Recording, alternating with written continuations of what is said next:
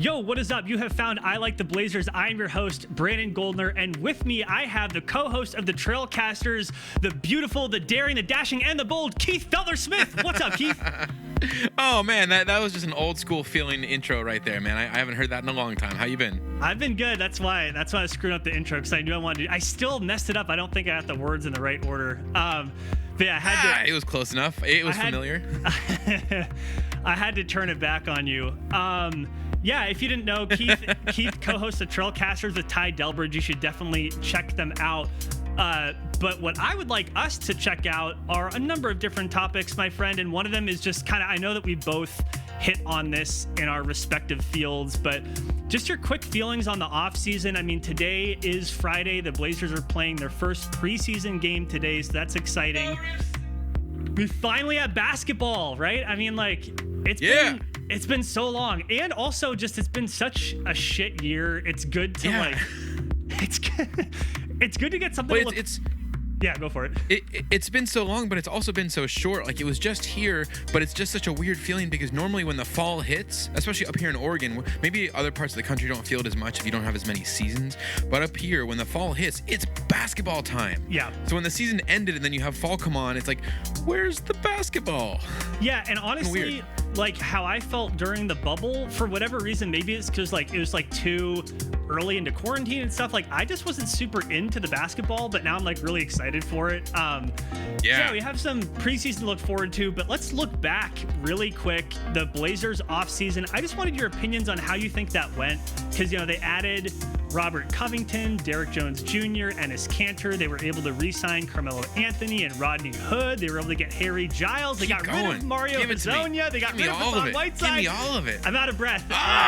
And then they had a draft pick, CJ someone or another, but he's not going to play. CJ Ellaby. Thank you. So with all of that, just kind of what are your feelings on how the Blazers offseason went? Are you thumbs up, thumbs down, feeling good about it? Where are you at?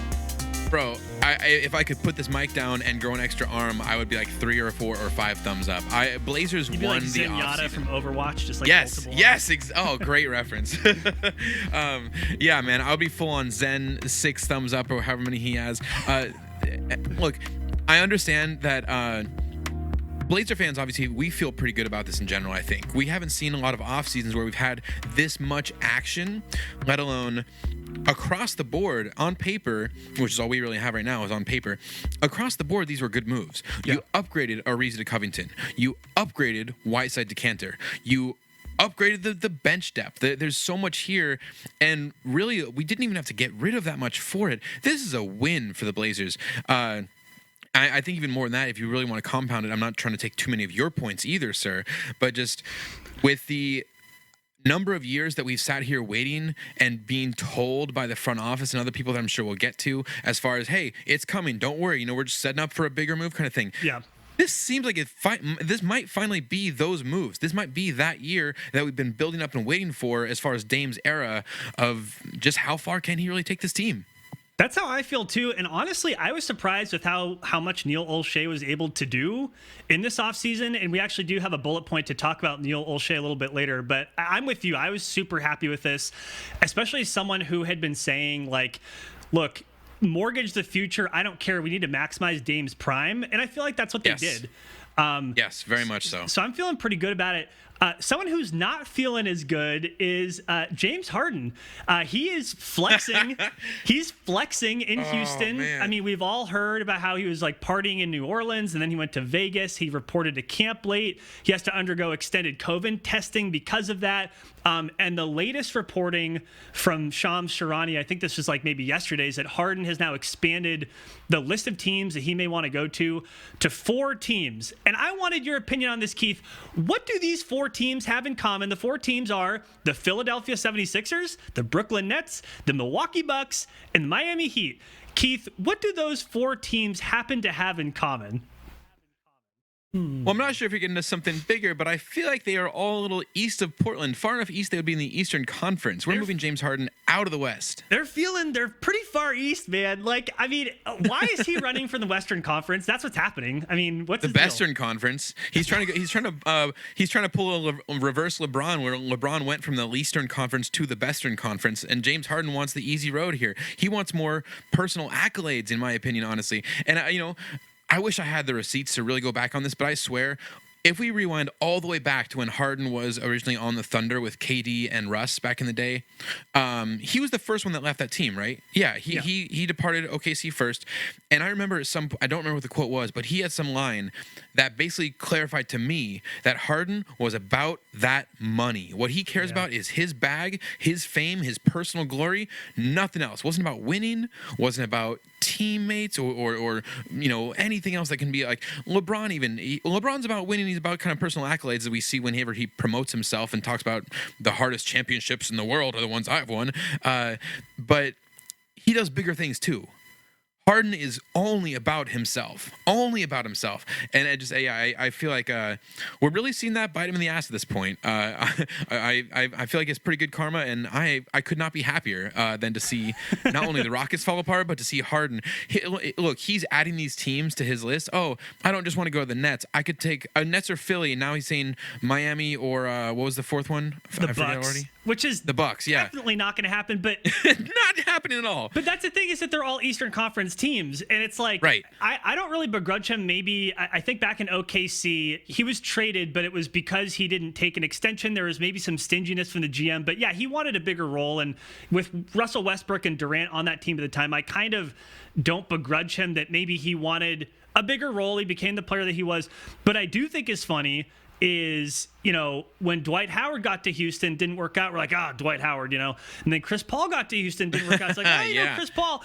Russell Westbrook goes to, it's like, no, there's literally one common denominator. There's one, exactly. So, okay. And it's, let me just jump in here just real quick too. And yeah, you're right. He was traded from OKC. It's not like it was his choice, but I swear there was some quotes out there about him saying it wasn't just about the role, but to him he directly said the contract. I want the money. I want to get the most possible. And look, there's a reason why the team and the player couldn't come together. I mean, it was a two-way street on that. Yeah. Yeah, yep. And I get it that it's part of a certain culture and a certain kind of mindset among a lot of people out there, particularly in NBA lifestyle, as far as get that bag and all that. But you got to have other values. You got to have other priorities in there. And when you're so blatant about I want mine and forget everything else. So I'm not sure where we're at on language on this pod. I had to censor myself there. Fuck it. No, you're good. Oh yeah, you're good, man. But when he's just saying fuck everything but money. Well, it's funny when you upload stuff on like YouTube, they're like, "Is this made for kids?" And every time I'm like, "Nope, no, it's not." No. Yeah. But well, here, the one other side of this, as far as the teams that he has put on his list, this has been the real joy for me. When he first had you're loving every minute of this. I really do, man. He's like my least favorite player, he and Russ. And so to see Houston collapse and Russ went first, and I'm like, oh man, it's coming. Harden is not going to be happy about this. It's coming. And then it came, and I'm like, yeah, it's falling apart. But when he adds each of these Eastern teams to his list, I just feel like he is shooting himself in the foot each time. He has shot himself in the foot 4 times so far, because if you want to go to the Bucks now have. The Bucks don't have to give as much to get you, because they're thinking, hey, he wants to come here. We can kind of leverage that over Houston. Yeah. And Houston on the other side is going to say, well, we want to make sure we get value out of this.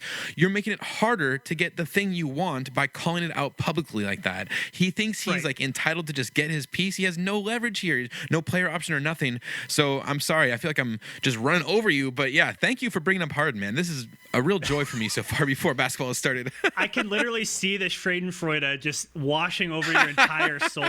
It's funny though, because you used the word leverage, and you're right. Harden doesn't really have the leverage to decide where to go, and Houston has a relatively new owner. They have a new GM, and given how he's been acting, he may not have the organizational equity or goodwill to control where he goes, which means the Houston Rockets, they don't have to trade him to any of those 4 teams. Just like you said, they could trade him to whoever may offer the most. And so here's what I wanted to ask you as well. Okay, what if James Harden were traded to the Portland Don't do it! Oh, Blazers? no!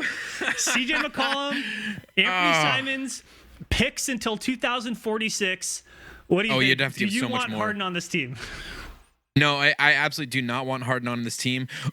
The thing for me is, not only would you have to give up way more than CJ and Ant to make the contracts work, plus the fact that the Blazers already have 14 people on this roster.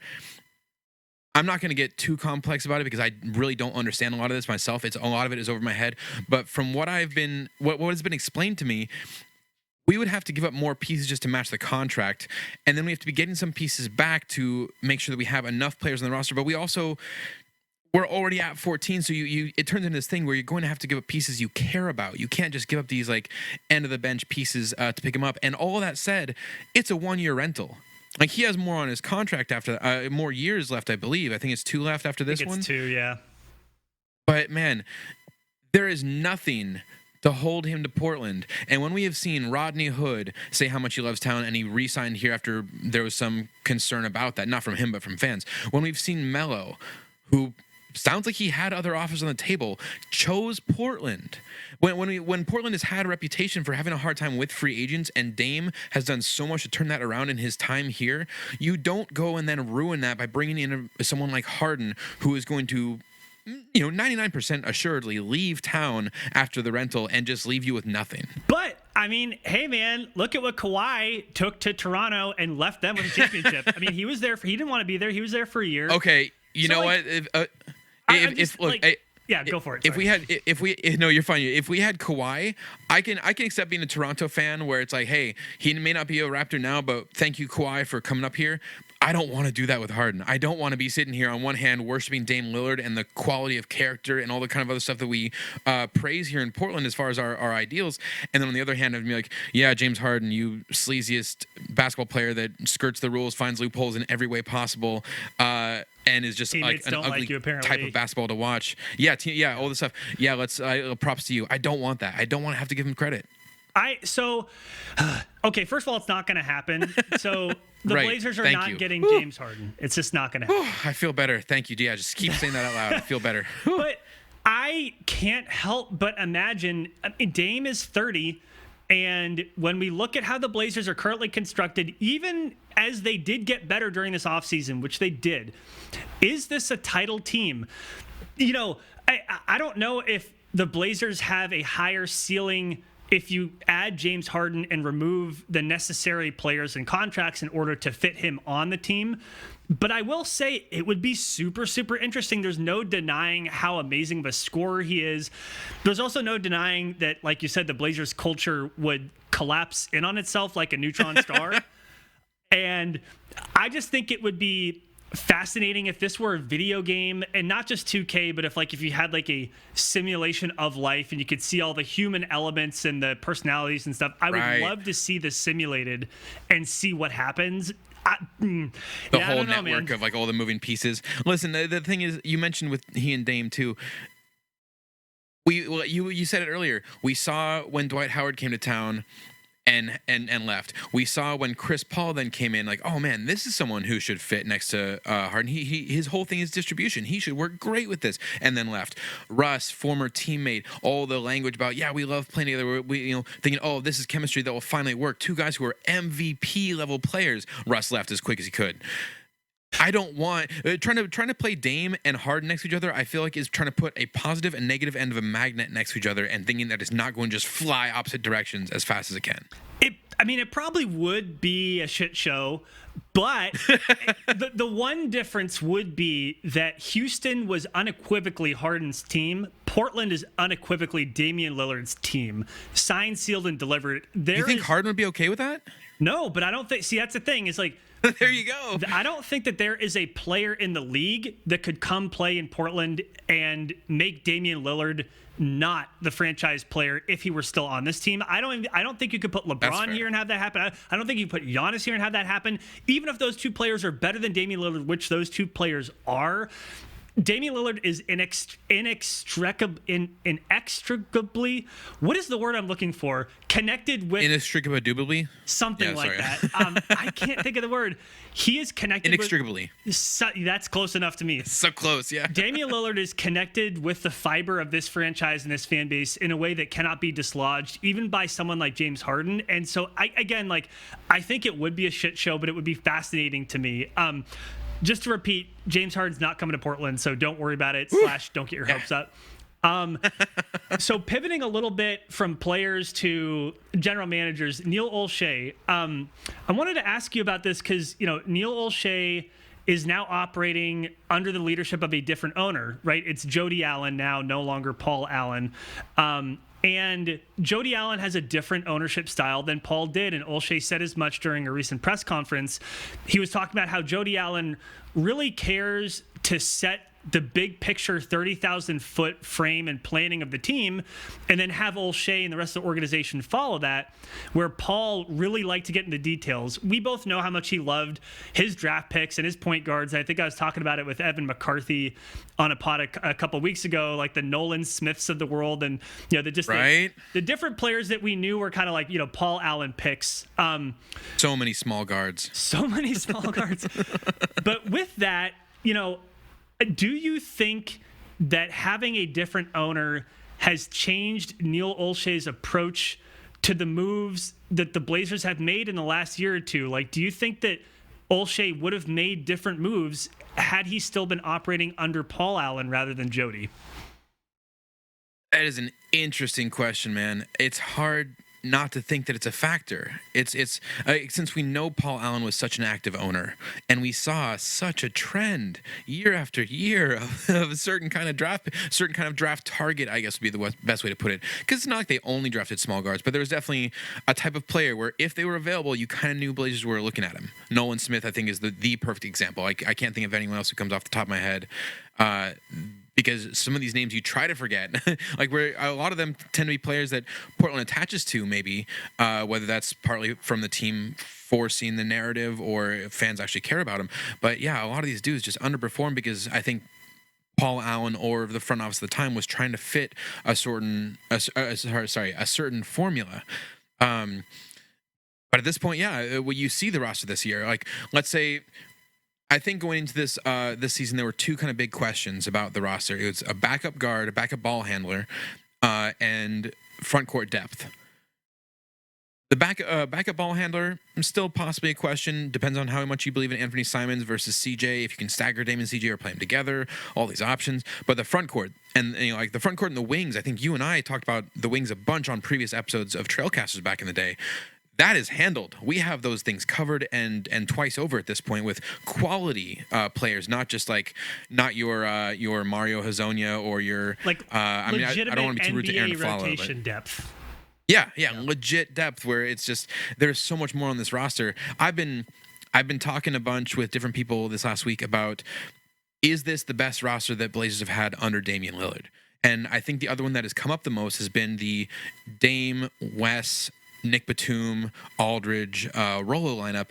At the time, though, not only did that roster, when Wes injured himself and LaFleur had to step up, that kind of changed everything. But beyond that, the bench on that team was pretty atrocious. And I feel like it'd be hard to argue otherwise that this isn't the best team we've had in Portland in Dame's timeline.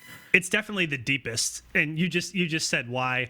And I think that's going to be extra important. This has actually come up in the last two podcasts I've had, that particularly in this season with a 72 game scheduled that is compressed, with the overwhelming possibility that teams are going to lose games due to COVID and injury, that having a team where you can run 11 deep with NBA players that the Blazers have now is going to be disproportionately helpful in a season like this one than in seasons past. And I'm with you. I do think this is the deepest team the Blazers have ever had, and then arguably the most talented, maybe not starting five-wise, but definitely in the rotation. And you also said it too, just kind of top to bottom, evaluating Neil Olshey under this new ownership.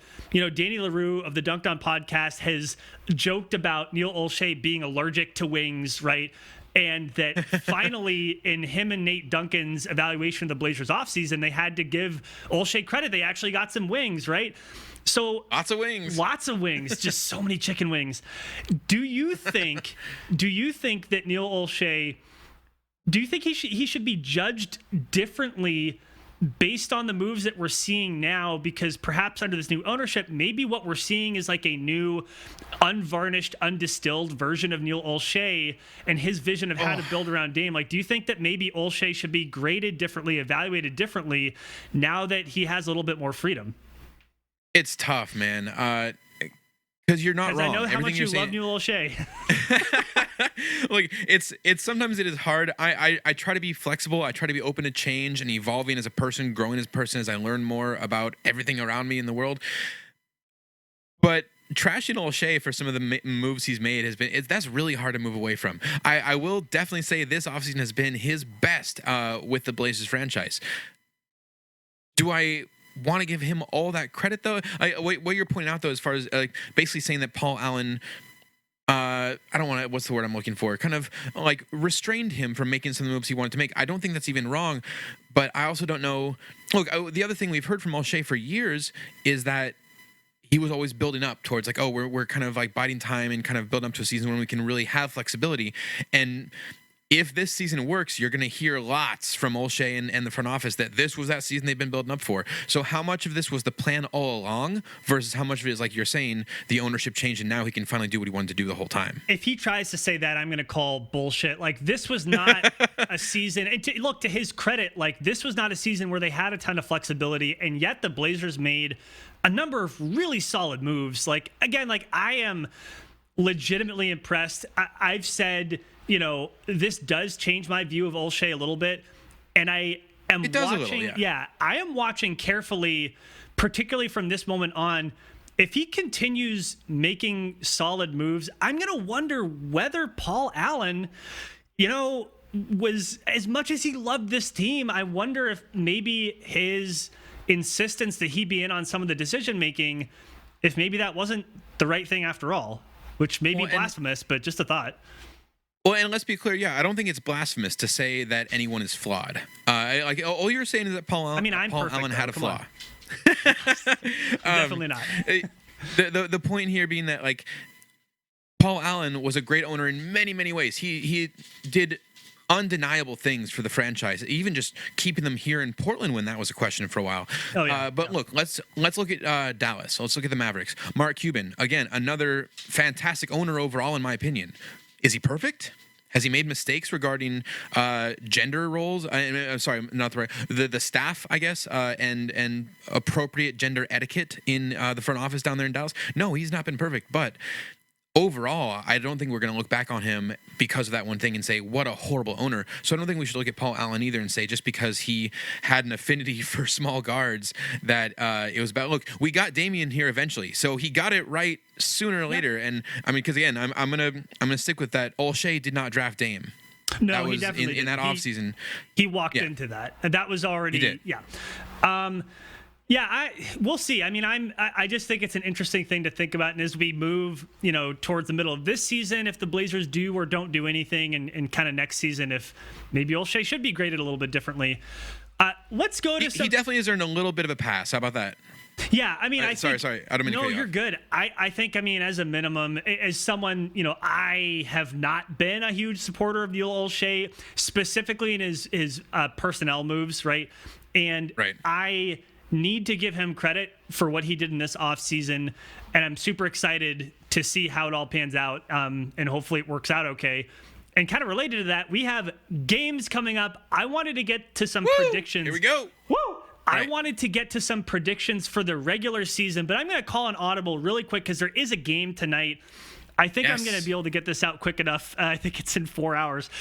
The Blazers are playing the Kings in what I think is a nationally televised preseason game. Do I have that right? I believe it is, yeah. Which is bizarre on both counts, that it's a preseason game and that it's against the Kings and it'd be nationally televised. Just a quick, dirty prediction on tonight's preseason game, and then we'll get into the first two regular season games. So Blazers versus Kings. Who you got? It's the Hassan Whiteside revenge game. Oh boy. Oh, I love it. It is the Hassan Whiteside revenge game. I'm feeling pretty good about Blazers here, though. I know we've heard that Nurk and Zach and there was one other. Oh, Nasir Little are sitting out tonight. So yeah, you lose a little bit there, but I am so. You mentioned it's the Hassan Whiteside revenge game. In my mind, it's the Harry Giles revenge game. I think Harry Giles is going to be really. I'm really excited to see what he can do tonight. And honestly, I would love to see him get half the minutes at center tonight. Like, Kanter is going to be there. Nurk is not.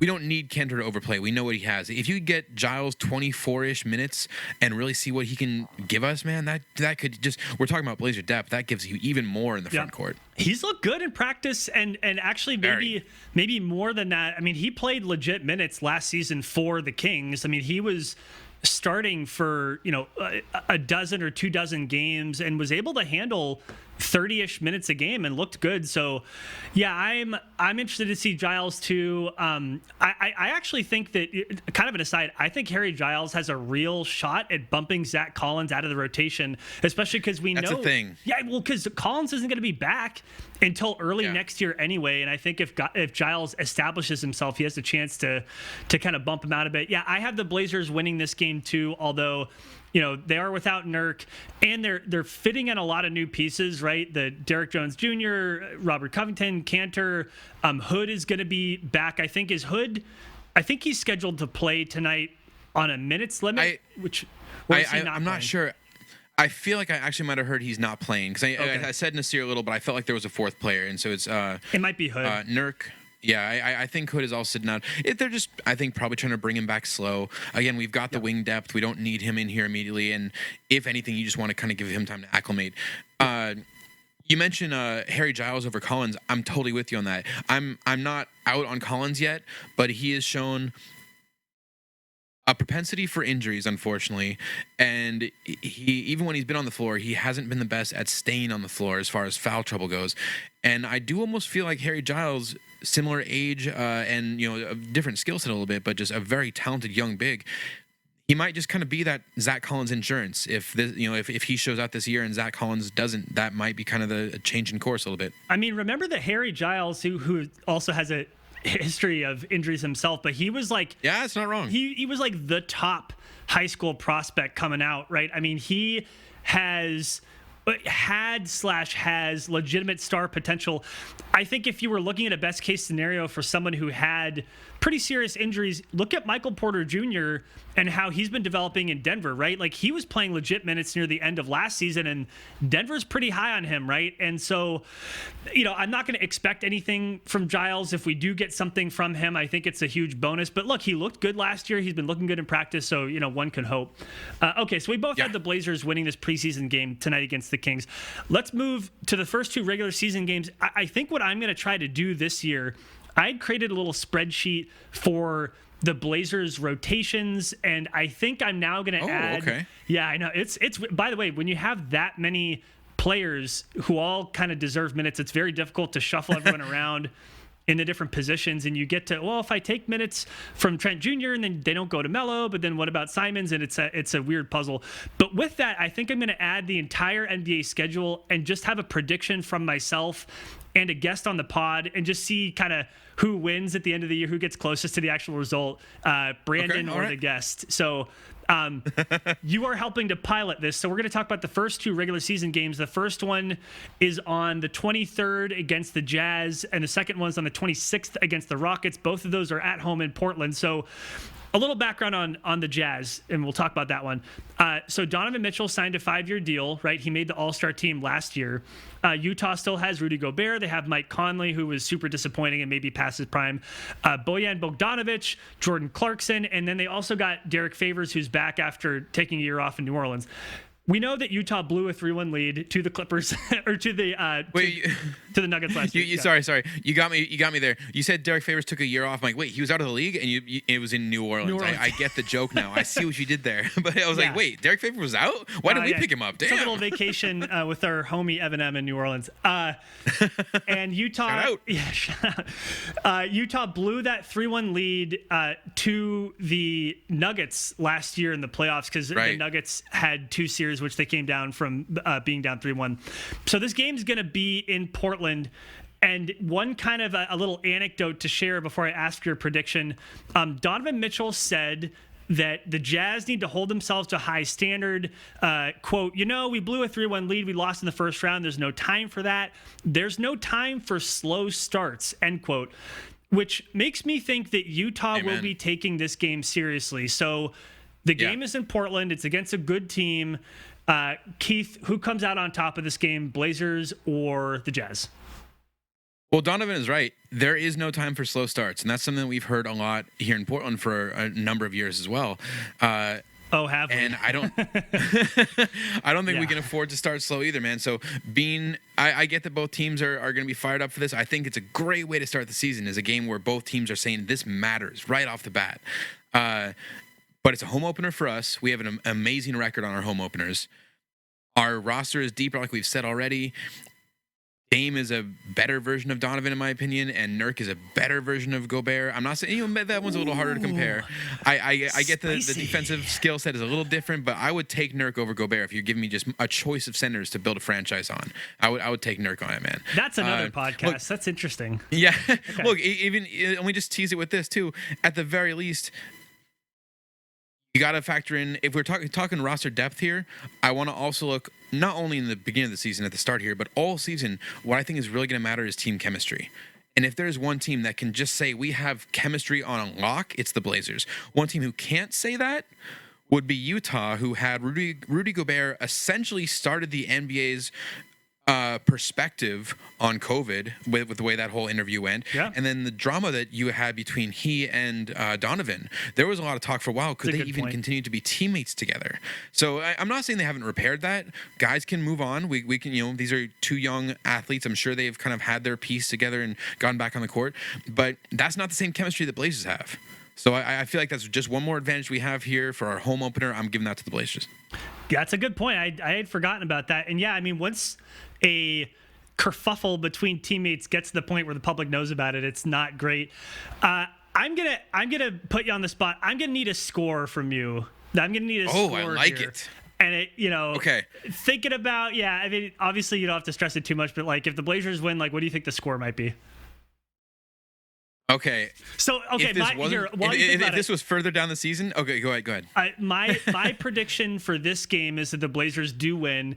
I have the Blazers winning 104-96. So that's. Oh boy, that is super close to what I was thinking in my head, honestly. Because I was thinking if this is later on in the season, I could see like a 115-108 kind of feel or something like that. It's not going to be a large gap it never is with Portland. We never win by large gaps because that's just not the way we play. I almost feel like they want to. It's like when you have like a little brother and you want to kind of keep them entertained. So you're like, oh no, come on, grab it, and then tug, and like, oh, I'm still winning, but go ahead, grab it again.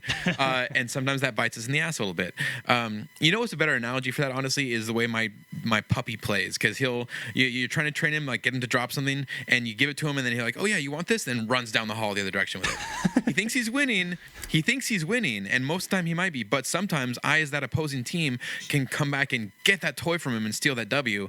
If this is all still making sense in a Blazers perspective, then good on you for following along. I feel like I just took a tab of acid, but I love it. So anyway, as far as the score for that game, it was a good analogy. I appreciated it. I'm saying Blazers. You said 104-96 on Jazz. Yeah. I'm gonna go Price is Right on you. I'm gonna say 105-98. 105-98. Okay, great. We're locking it in. All right. So we both have the Blazers winning that home opener against Utah. So then we move to the Blazers playing the Rockets again in Portland. And we love talking about the Rockets, right? They lost Westbrook. They're probably going to lose Harden, and maybe he's not traded by the beginning of the season, but it's certainly possible. Oh, interesting point. Yeah. Remember the Blazers stole Robert Covington from the Rockets. Yoink. And the Rockets did pick up Christian Wood, who had a nice year in Detroit, a good young piece. Not a star by any means, but he's a good player. And the Rockets also lost their general manager, Daryl Morey. They lost their head coach, Mike D'Antoni. They have a rookie coach in Steven Silas, and God bless Steven Silas. That is a tough poor gig. guy, man. It's a tough gig to walk into. And the Rockets, they have, the ghost of Boogie Cousins, and they have John Wall. And we look at what they did last. Boogie. Yeah, I know. Ooh. If you look at what they did last year, and again, this team, the Rockets, is going to look much different than they did in the playoffs. Unlike the Jazz, the Jazz have a decent amount of continuity. The Rockets don't. But remember that the Rockets beat the Thunder in 7 before losing in 5 to the Lakers. But this franchise is a goddamn dumpster fire. Okay, so what is your prediction? And I couldn't be happier.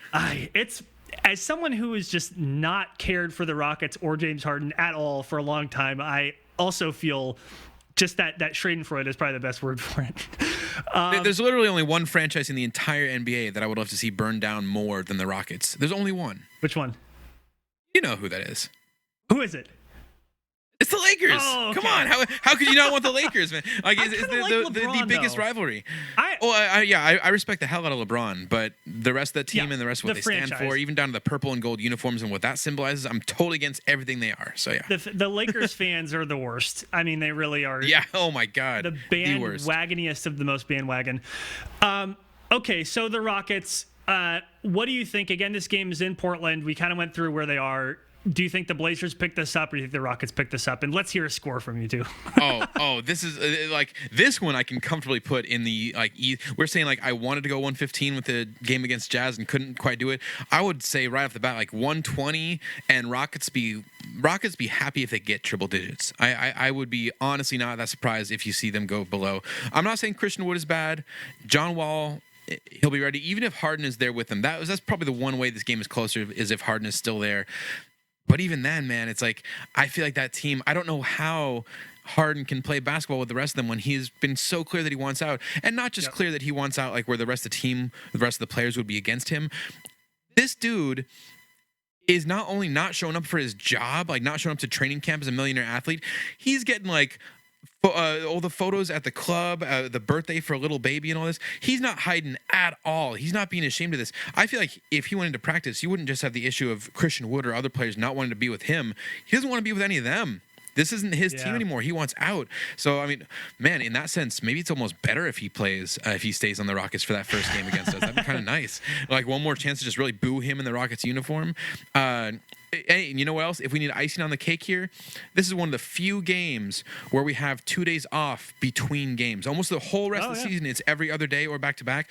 But the Jazz opener is on the 23rd, and this is on the 26th. So we're coming in rested and freshly awoken off of that win over the Jazz. I feel like this is going to be a good spot for the Blazers. We're going to be 2-0 before the schedule gets a little tougher. I like it. I'm going to need to hear a number, though, on the Rockets, though. Oh, right. The Blazers score. 120, Rockets what? They might get near the triple digits, so we'll go 98 again. 98 for both the first two opponents, and that could happen. I like it. I went even further than you. I'm in my score prediction. This one's probably going to ruin the rest of the average, but I'm assuming that Harden is moved pretty quickly. His trade value is not. I mean, the offers that the Rockets are getting that they're not telling anybody about, that are not being leaked to the press, those offers are not going to get any better between now and when. They're just not. I mean, he has 2 years left on his contract. Like, this is not like I have 3 months left. But we want KD or Kyrie. Right. So I have a sense that the Rockets are going to trade him relatively quickly. So I'm assuming he's gone. So my score is Blazers 125, Rockets 89. So that would be I love it. An unbelievable. Ant Simons is playing 30 minutes in this game, so it's like garbage time from the beginning of the third quarter. So that's where I'm going to go. Give me another Ant Simons game, give me another game like what Ant had against the Kings the end of the last season, like the season before. God, time is weird at this point. It's really hard to tell. Like, what was a year ago? I don't know. But yeah, give me another one of those Ant Simons games. That would be awesome. I'm getting those those reminders on Instagram or Facebook where it's like 3 years ago or 2 years ago. It's like one year ago. Like, what? Like it's it is odd. You know what else though? You know what else with this game? The Rocco revenge game. We mentioned Whiteside and Harry Giles last time, or for the preseason with Whiteside and Harry Giles. But yeah, the Rocco revenge game, man. He got moved off the Rockets. I mean, maybe he doesn't feel too badly about it down there, but I feel like if anything, if he likes being up here, if he's feeling it in Portland, he's going to want to show out against his former team. So yeah, let's see that giant gap. Like, I would love to see a 30-point win at the start of the season for the Blazers. That would be awesome. Oh man, it'd be so much fun. Well, I'm looking forward to the preseason game tonight, and just for basketball to start up again. Was there anything else you wanted to hit before we bounce? I'm good, man. Thanks so much for having me on here. It's good to see you again, and good to kind of stretch the legs, get back into podcasting after a crazy COVID summer.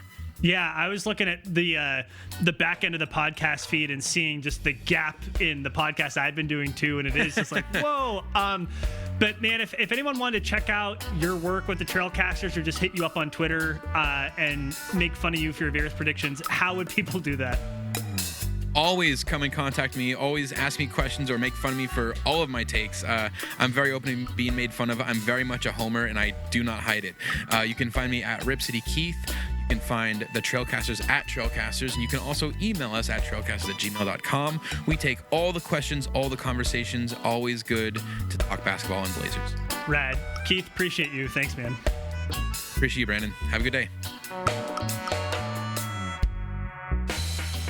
Thank you once again to Keith Feltner-Smith of the Trailcasters. It's always good to catch up with him. And if you want to catch up with us, you can do that at ILiketheBlazers.com, or you can find us on Twitter or Facebook at ILiketheBlazers. You can also send us emails at ILiketheBlazers@gmail.com. Another fun episode. I appreciate all you for listening, and I am excited for basketball to start. So until next time, thank you all again, and go Blazers.